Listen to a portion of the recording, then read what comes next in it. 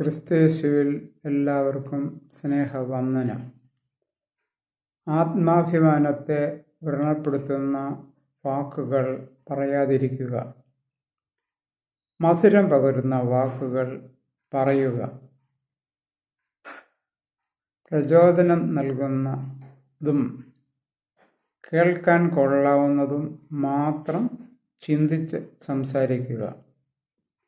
കേൾക്കുന്നവർക്കും പറയുന്നവർക്കും പ്രയോജനമുള്ളത് മാത്രം സംസാരിക്കുക. നല്ല ചിന്തകളെ നിലനിർത്തുക. മോശം ചിന്തകളെ മുളയിലെ നുള്ളിക്കളയുക. സൽസ്വഭാവിയായി സമൂഹത്തിന് കൊള്ളാവുന്നവരായി തീരുക. കുറ്റബോധം തോന്നുന്ന ഒന്നും തന്നെ പറയുകയോ പ്രവർത്തിക്കുകയോ ചെയ്യരുത്.